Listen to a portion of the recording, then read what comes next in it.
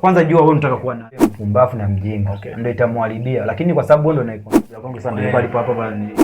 Okay. Kabla hujaenda chuo kisha kwanza hiyo course unayo apply ulize kwa. Come back once again kwenye The Real Talk Story ambapo leo bana tutapiga mastori mengi sana na mwanangu Chuse au vipi bana? Oh, kama kawa. Kama kawa. Karibu sana kwenye. Shukrani sana brother. Bana kama ni kumbusha hapo mwanzo, hii ni The Real Talk ambaye inaruka hewani kupitia Sajabe TV na nipo na mwanachuo kutoka Chuo Kikuu cha Dodoma ambaye tutapiga naye mastori mengi sana, sababu ambazo zilimpelekea yeye kuja Chuo Kikuu cha Dodoma, safari yake, tutapata mastori mengi sana. Karibu sana. Shukrani sana. Mimi nakujua kama Chuse, najua kama mwamba fulani hivi anatoka pale watu wa AMS bana pale yule napenda wakujue kiundani jina lako halisi ni nani? Jina langu ambalo nimepewa na wazazi. Kabisa ni mzazi alikaa kafikiria akisema kwamba tumtunuku jina ni Hussein Humudi ambapo mzee wangu anaitwa Humudi. Sasa sisi tunatoka miamba wapi kanda ya Ziwa huko. Ilikuwaje sasa watu wakakuita Chuse au ulijiita wewe mwenyewe Chuse? Mimi nakumbuka enzi hizo toka niko level. Toka niko level nakumbuka miaka fulani sasa unajua watu wengi wakina Hussein. Sasa Hussein zimejaa nyingi sana. Sasa hiyo unaweza kujitofautishaje na wenzako? Sasa ndo waone akasema sasa mwanangu kwa sababu kuna pigo fulani kama ni za Usain Bolt. Sasa akamwambia wewe utakuwa unaitwa Chuse. Chuse sasa nimeenda tu hivi vupa nikaenda tena advance. Nikabatika kushift kutoka kule nikaelekea Tabora. Sasa Tabora nimeingia tu mtaani Chuse tena ikawa imebamba, yani kashangaa, yani kila napoenda ni Chuse. Yani wewe ambao ulijitia au kuna watu walisema bana kuna alikuwepo mwanangu mmoja alikuwa anaitwa Kilianus. Sasa ndo akawa ananiita Chuse. Sasa hapo nipana kama jina la kabila linaenda mtaani. Uliwahi kumuuliza hata maana ya hiyo neno Chuse? Sikuwahi hata kuuliza, sikutaka hata kujua mengi. Unajua unaweza kushangaa umejua mengi ukashangaa umeharibu. Kwa niona tu bora nikaushe pale alafu maisha mengine yaendelee. Bana anaitwa Chuse Hussein Humudi au vipi bana? Tutapiga naye mastori mengi sana kwenye The Real Story Talk ambapo hii show bana tunalenga kuangazia maisha binafsi bila kusahau zile motivation ambazo tunazipata kupitia mastori yao au vipi bana? Nataka unipe safari yako ya kuja chuo kwa sababu kuja kutoka advance bana ni kitu fulani amazing, lakini sasa safari ya kuja chuo ilianzaje mpaka ukaja kwenye hii course ambayo naisomea sasa hivi? Kwanza mimi naweza nikasema course ambayo nilikuwa napenda japokuwa nilikuwa kwa sababu kipindi kile nipo mdogo unajua tulikuwa tunaamini. Mimi kwanza sana napenda kuwa RC. Yani digital commission. Yani kipindi mdogo nilikuwa najua kwamba yani ile ukajua yani unakisomea kama unakisomea. Sasa kwa sababu nilikuwa ndo nikasa nikasema ndo akaniambia ukitaka mambo ya utawala inabidi usome PSPA, Political Science and Public Administration. Sasa nikawa napenda toka nilikuwa mdogo nasema mimi lazima nisome PSPA hiyo. Sasa tuko science. Sasa kama bahati kipindi kile matokeo yametoka advance. Nilikuwa tupo JKT. Sasa nikawa nimempigia aunti saidie ku apply. Kani nimekajia hiyo course. Yaani kaambia usije kaweka. Ulikuwa na lengo kabisa yani mimi nataka kitu fulani. Mimi yangu nilikuwa nataka nipige. Sema baada ya kwanza nikajua kwamba na nia sio kusomea ni kuteuliwa. Sasa ndio nikaa nipa advance ndio nikamwambia nipigie hiyo PSPA. Sasa kama bahati ndio akachagua kozi na hisi kati akachagua si publication, journalism and publication. Publication and marketing na hiyo PSPA. Sasa ndio nikaa nimechagua vio tofauti au chuo kimoja. Vilikuwa vio tofauti. Sasa ndio nimechagua publication and marketing kule Sauti Mwanza. Chagua na hapa journalism and publication. Sasa nikaona hapa mambo ya marketing nilivyojipiga sana nikasema mambo ya hesabu. Calculation itakuwa mbaya kwangu. Bana kitu gani ambacho yani kilisababisha sasa wewe course zimetoka nyingi bana huku umechaguliwa. Kitu gani ambacho kilikusababisha wewe sasa ukifuate hichi kitu bana mimi nakifuata hiki? Mimi sasa baada ya kuangalia hivi kuna mtu nilikuwa namfuatilia yeye alichazi, iona kama mtu na miradi hayo. Sasa nikasema kwa sababu nishachagua journalism and publication na nikauliza kidogo kwa ndani nikaambiwa unaweza ukawa na ni mwandishi wa habari, afisa habari kama kina medali kama. Nikasema ngoja nikafanya nini? Sio tu kwenye habari tunaweza kata videographer, photographer. Sasa ukiangalia mimi nilikuwa sana napenda hata kushoot. Nikaona case ngoja nikaibukia tu wapi? Dodoma tu nikapiga tu journalism and publication. Kinyamwezi ndio tunawekea nini? Tunapiga tu tunaua nyama mwingi. Experience yako ya kwanza kufika Chuo Kikuu cha Dodoma. Maana unajua watu wengi wanaongea mengi bana, mimi nilipofika kuna kitu fulani. Wewe experience ambayo uliona Unyamwezi sana, au experience fulani hivi ulivyoiona ulipofika chuo kikuu cha Dodoma ilikuwa ni nini? Kwanza mimi nilifika kwenye nishangaa ukame, kwa sababu nimekuja umesikia ukame, nimefika tu mwezi wa ukame. Okay, mwezi wa 11 hiyo kivumbi kinatoka Kongo. Vumbi mwanangu, ukisikia vumbi la Kongo sana nilikuwa alipo hapa bwana ni. Okay. Sasa nimefika tu, yani kwanza picha inaanza, nimefika tu kama usiku, kuna mwanangu alikuwa nimesimama na advance. Ndio kale mwambia anipokee, si unapopata pale social. Okay. Pale basket. Kwanza nimefika tu pale niambia, nishaibuka hapa wapi? Social. Tokea basi. Kumbe mwenyewe yupo pale lakini yupo upande wa chini, juu pale daktari atafu mimi ipo kwa chini. Sasa yani tukawa tunatafutana wapi simu. Sasa nikamwambia mimi nawasha tochi. Ndio utaweza kuniona kwa sababu ilikuwa ni usiku. Okay. Washa tochi, kumbe mwamba yupo pale. Yani kilichokuwa kimetenganisha nini? Ni ule uwanja, yupo chini, mimi nipo juu. Kwa sababu unajua sio mwenyeji, sio. Hiyo nimefika tu akanipeleka kule chini. Okay. Nitakani kule nini? Kule down tunapata ujasi. Hiyo usiku na safari yenyewe nimekuja tu usiku. Okay. Kwa mimi nilifika kwanza chuo. Kisha kwanza mimi najua tu ujasi. Kwanza mimi nimekaa hapa yani kama wiki ngapi sijawahi ku experience mambo ya kefu. Okay. Mimi nilikuwa najua ni ujasi tu. Okay. Ya baada ya muda fulani nikaanza kuzoea mazingira, baada ya kupotea hata venues unajua mix. Kipindi nikurudishe kidogo kwenye kabla hujafika chuo. Ulikuwa una mtu ambaye anakupa update kuhusu UDOM, au kulikuwa kuna mtu ambaye anakwambia bana ukifika kuna kitu hichi, yani zile anakupa hints za kufanya kabla ya kufika chuo? Kabla ya kufika chuo mimi nilikuwa sina needs. Una mwenyeji yoyote kabisa? Nilikuwa sina mwenyeji, ndio alikuwa mwanangu na mwenyewe alikuwa first year, kwa sababu mwenyewe nitangulia kuja. Okay. Kwa hiyo ndio alikuwa mtu akunipa experience. Kwa ndio maana mwenyewe ilifika ndio nikahamia kule ni mwezi. Kaa nipo naye baada ya kuzoezea mitaa, unajua siku ngapi tu sio nyepo kwa kienyeji. Kwa hiyo same siku ngapi ishazoea mazingira. Bana, hiyo ni good moment sana ambayo nataka nisikie kutoka kwako. Kitu ambacho nataka unieleze, yaani kwenye kitu ambacho unakifanya unakipenda kutoka moyoni, au unafanya tu ili mradi tumalize chuo? Nakipenda kutoka moyoni. Uandishi wa habari unaupenda? Mimi napenda sana upia. Okay. Sio uandishi wa habari. Okay. Napenda sana upia, yani kuwa afisa habari. Msemaji ni nini? Hata nisipokuwa yani kuwa tu pia hata publication officer, afisa habari au afisa mahusiano ya umma, ndo napenda sana. Kwa sababu mambo ya uandishi wa habari sometimes inahitaji talanta. Kwa sababu mimi nikijiangalia kweli kwenye mambo ya kuwa news kama news anchor pale. Okay. Kuingia pale kusoma hizo news najiona bado kipengele kipo. Japokuwa najaribu kufanya exercise sana, nione kama unakwambia practice makes nini. Lakini bado naona kipengele cha kusoma hizi news nikaa pale, kwa mfano naiona hivi kwenye teleprompter naanza kusoma sasa iliyotokea ni nini. Naona inakuwa kwanza ni kipengele. Ila ndio tunajaribu kutengeneza tuangalie itakuwaje.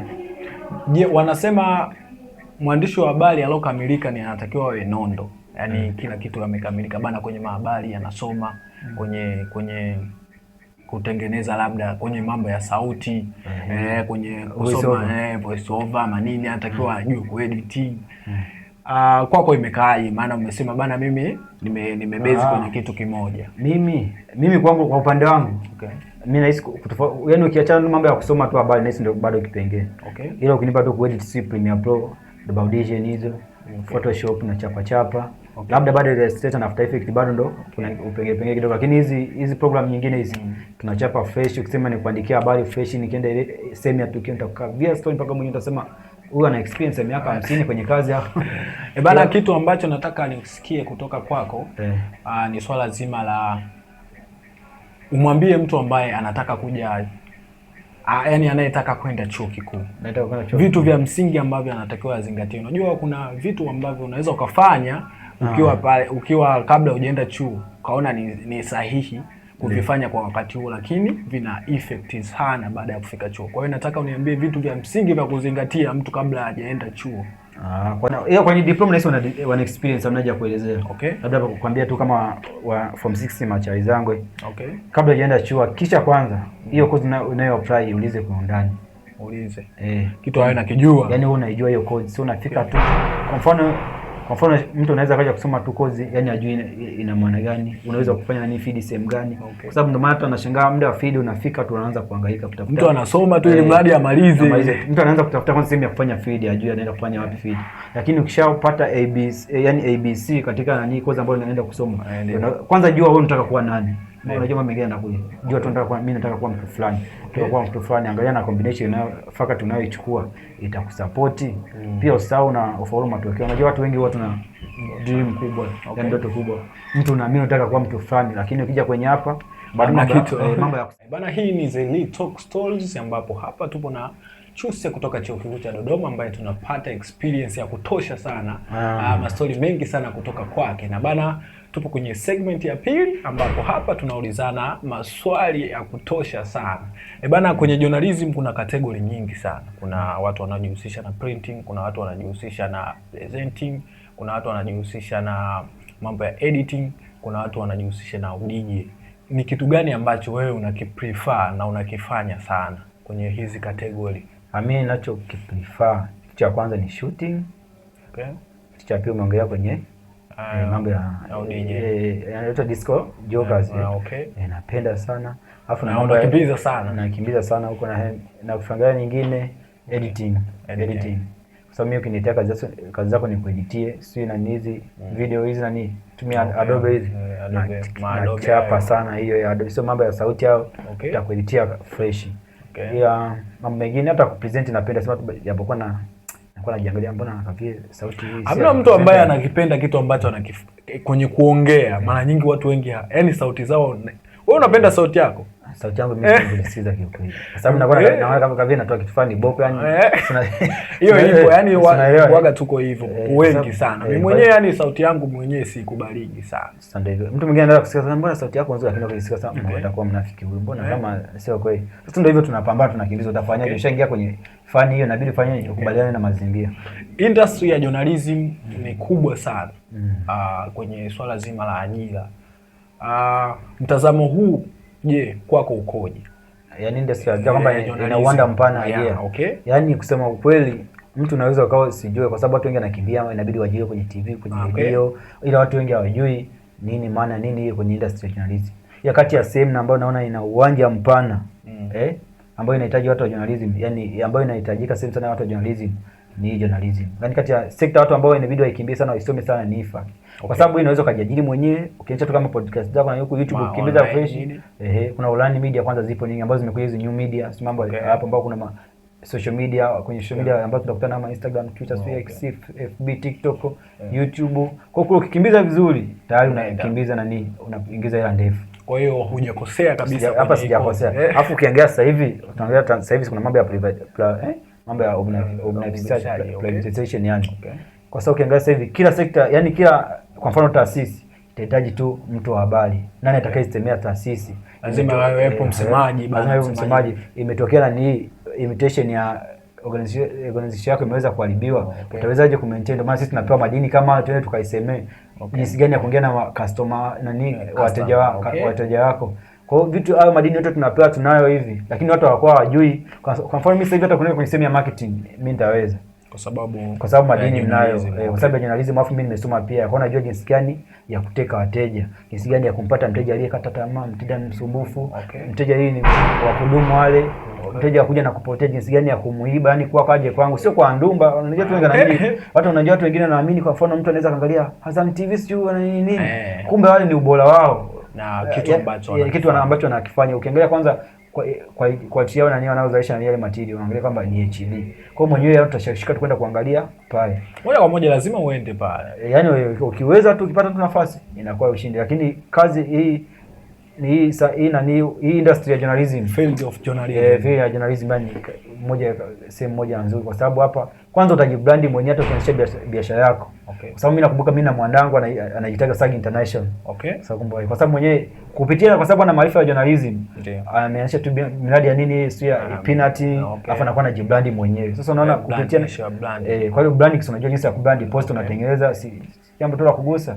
Mfano kama hapo bwana Sajabi, mwenyewe singekuwa nani experience ya journalism, ungejua jinsi ya kubrandi, kujibrandi mwenyewe. Yaani nisingeweza kufanya vitu vingi. Kwa hiyo tunatoka huko chini, hapo baadaye utashangaa baada ya miaka ijayo ashakuwa mtu mwingine. Chusa hapo baada ya miaka ijayo ndo akina Miagayo wajayo. Kwa hiyo journalism ni sehemu moja hapo nzuri, kwa sababu ni sehemu moja kupata soko kwa mapema. Yaani ukitumia mtandao vizuri au kutoboa ni jambo tu la kugusa. Kuna posti moja niliwahi kuiona, kuna mtu aliandika hizi ndo kazi ambazo zinakuja kuharibiwa na AI. Na kwenye kazi ambazo alikuwa ame-mention, amezitaja, journalism ilikuwepo kwenye ile listi. Je, athari ya artificial intelligence, yani akili unde kwenye field yako? Yaani mimi naweza kusema hivi, unajua watu wengi, kila mtu anakuwa na perception yake, perception yake katika aliandika kabisa, alisema hizi ndizo kazi ambazo zitaisha kabisa. Kwa mtazamo wako uenda alione AI inaweza karibu, lakini AI mimi naona iweze kufanya wewe ukakosa kazi. AI anatumiwa na nani? Anayecontrol AI nani? AI mara nyingi ni internet tu. Anayecontrol nani? Ni mtu anayecontrol na internet. AI ambaye atakosa kazi ni yule mpumbavu na mjinga. Ndio itamharibia. Lakini kwa sababu wewe ndio unaicontrol AI, haiwezi kukuharibia. Kwa sababu bila wewe AI haiwezi kufanya kazi. Haiwezi kufanya automatically mpaka wewe guide. Na ili iweze kukupa kitu AI, ukitaka uamini. Sio wewe bwana mwenyewe unapiga mambo. Wewe mwambie tu AI, mpe tu maswali tu, yani muulize tu atakujibu, lakini mpaka uwe specific uweze kumuuliza, kwa mfano nipe kitu hiki, kitu fulani. Kwa mimi sioni AI kwamba atanifanya kama mimi nikose kazi, kwa sababu mimi ndo naye mguide, mimi ndo naye mtumie, kwa nitakusaje kazi? Kwa sababu mimi namtumia, yani yule anachofanya ananipunguzia tu ile jukumu tu la kufikiria mambo mengi. Kwa mfano umepewa document nani, kwa mfano umepewa nani kama document kubwa, sasa ukishaanza kuja kuisummarize kusoma inakuwa nini, ndio unaweza kumwambia nisaidie kuisummarize. Sasa kwamba yule yupo kwa ajili ya kusaidia wewe, sio kupotezea kazi, yani anakusaidia. Sasa tu watu wanaamini ujio wa AI kama ni kupoteza kazi, hamna. Ile AI ile zile zinatusaidia kusimplify nini kazi. Kwa sababu umepewa document na umepewa kitabu au article ina ni page 200, wewe uweze kusoma hiyo article. Kwa hiyo kimwambia simplify, jenzi anisumbui.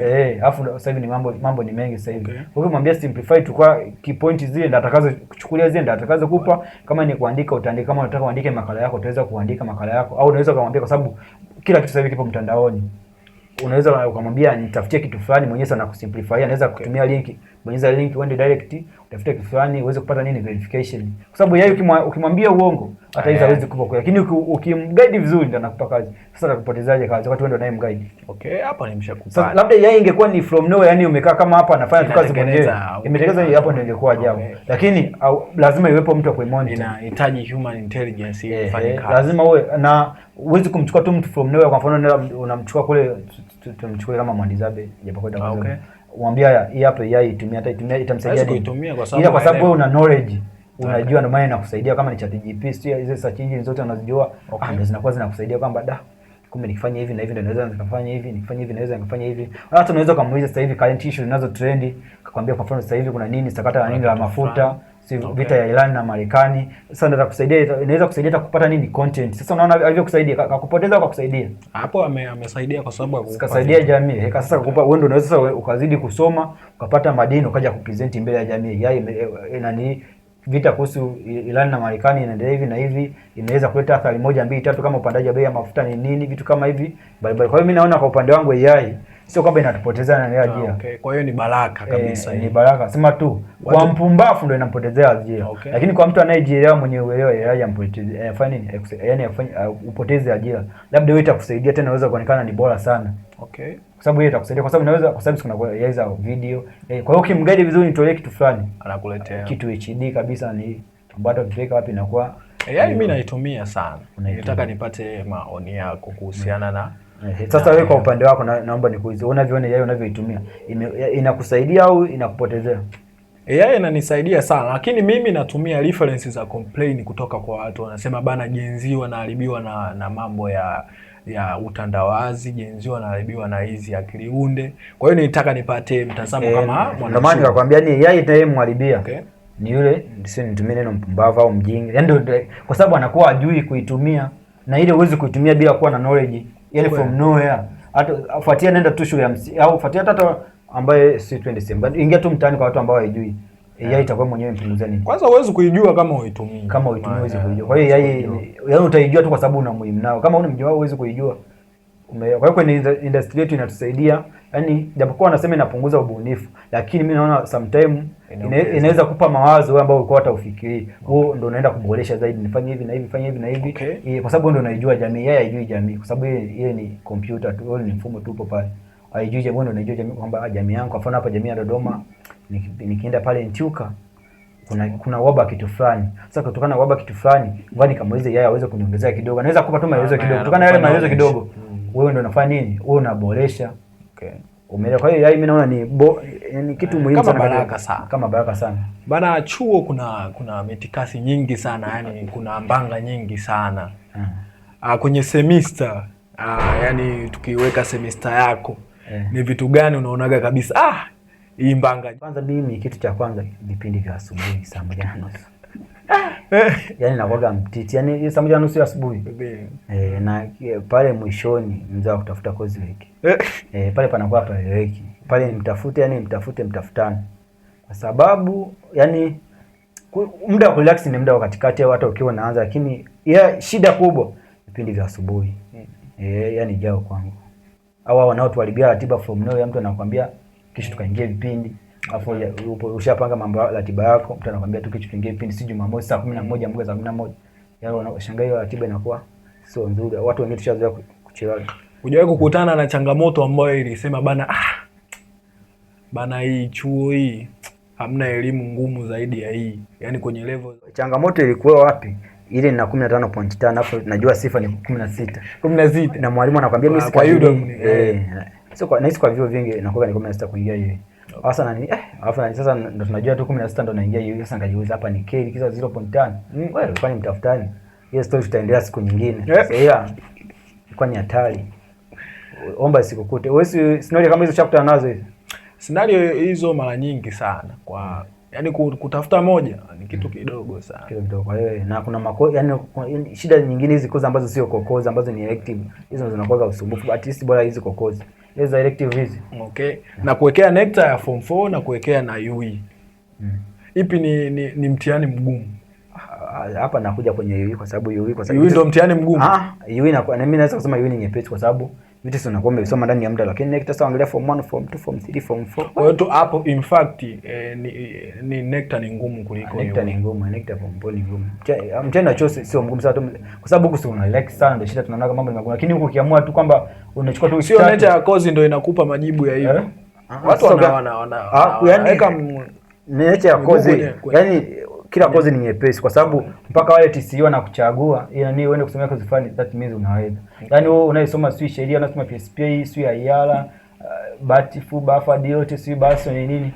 Yaani wanaamini unaiwezea hiyo, kile umezoea. Kwa hiyo kozi zote ni ziko sawa. Ni sawa, japokuwa tutatofautiana kwenye wale ufundishaji ndio inakuwa shida. Nakuta mtu ni complicated kitu kidogo tu, mtu anakuambia nasahisha neno kwa neno, sasa ni mambo gani ndio inakuwa. Kwa bana tunakubaliana mimi naona UE ni nyepesi kwa sababu mambo ya miezi mitatu uwezo kulinganisha na vitu vya miaka 4. Na miaka 4 una topic sui 7, topic 9, topic sui 7, topic 9. Sasa hapa ni unashangaa kozi moja una kozi 7 au una topic 7, side 7. Sasa tutashindwaje? Utashinda customer care kwa semester. Nataka nijue nafasi ya yani umuhimu wa elimu kwenye maisha yako. Umuhimu wa elimu. Elimu kwanza inakusaidia kupunguza nini? Kwanza umuhimu wake inakukutanisha na watu mbalimbali. Faida ya kwanza. Kwa mfano mimi nahisi singekuwa elimu, wewe na mimi usingenifahamu. Nisingekujua kabisa. Wewe usingenifahamu. Kwanza kitu cha kwanza ni interaction hii. Kusaidia nafahamiana na watu mbalimbali, ni interaction ambayo mna interact afu unajifunza mambo mengi. Kwa mfano utakutana na Mgogo, utakutana na Mkuria, Mwaya, Msukuma, Mwahe, Mwadizabe, Mnyakyusa na nini kwa sababu ya elimu. Kwa sababu ya elimu ndio interaction ya kwanza. Afu ndio mwingine kusaidia hata kutransfer. Yaani nakutoka kama ile unajua kutoka sehemu fulani. Yaani unaweza kuwa umezaliwa jijini. Kwa mfano umekulia Dizim. Sasa hata kulia Dizim itakuwa ni jiji, lakini kitendo cha kushift kutoka Dizim kuja Dodoma, kutoka Arusha kuja Dodoma, kutoka Simu Mtwara kwenda Lindi, kutoka wapi kwenda Mwanza. Yaani inakusaidia nini hiyo? Hata unaondoka kama unajua kubadilisha mazingira. Kila mtu ni mshamba. Sema tu tunajakuwa tunatofautiana ushamba ni wa aina gani. Bana, kwa hiyo ndio nafasi ya elimu. Pia nyingine ndio kama hivyo. Inakusaidia hata inakupa tu nini upevu, yaani unakuwa na upevu ni ueledi wa vitu mbalimbali. Kama hivi hapa unakuwa unajua kitu fulani kwa sababu mambo mengine unaweza kuwa unajiuliza kwamba huyu ni genius kiasi gani, lakini ile ukishasoma unaanza kujua kumbe moja hii moja mbili tatu inaenda hivi inaenda hivi. Okay. Kwa hiyo mambo ni mengi tu. Mchango wewe ni mnufaika wa bodi ya mikopo. Nafasi ya mkopo ambao tunaupata kupitia bodi ya mikopo kwenye maisha yako ya chuo. Inasaidia nani kurahisisha maisha kidogo kwa chuo, inarahisisha nani kurahisisha maisha ya chuo. Sasa maisha ya chuo unajua maisha kwa mfano kama wale wa hostel. Okay. Huko huwezi kununua kwamba nitakuwa na package nitanunua hata kilo 20 ya mchele au unga au sukari. Huko ni kila huko ni siku tu inabidi upike, inabidi ununue sehemu za kula ununue ule si ule. Kwa hiyo nashangaa maisha hata maisha ya kununua hela kila siku. Kwa hiyo ile ni adhabu ile. Kwa hiyo inasaidia kidogo ile kubalance uchumi, kuweka watu muonekane mpo level sawa. Kwa hiyo ndo mchango wake. Hata pia nyingine kwenye masomo unapunguza hata stress. Ukija kusoma bila hela na stress. Unajua usipokuwa na hela hata mfukoni huwezi kujiamini. Hata huwezi kukutana na mwanamke ukanisimamisha hata kama mfukoni hauna hata shilingi. Kweli. Kwa sababu inabidi hata uwe na kitu chochote kitu kusudi. Unajua hela inakupa confidence. Unajua hela ni kila kitu. Nakwambia hela kitu ambacho inashindwa ni kuleta kurudisha tu uhai. Bana, hii ilikuwa ni The Lily Talk Stories, ambapo hapa huwa tunapiga mastori mengi sana ambayo yanahusiana na maisha binafsi ili kupata experience na kujifunza mambo mengi. Nilikuwa na Chuse ambaye atatuambia kwenye mitandao ya kijamii anapatikana kwa jina gani ili tuweze kama kuna kitu tuweze kumcheki pale. Kwa YouTube unapatikana kama Chuse. Okay. Chuse tu, Chuse tu tanyara tuma DP yangu ipo mimi. Okay. TikTok unapatikana kama Hussein Chuse, Instagram Hussein Humudi, FB au Facebook Hussein Humudi. Kwenye X nilikuwa na Chuse ambaye tumepiga naye maswali mengi. Until next time, my name is KB Present.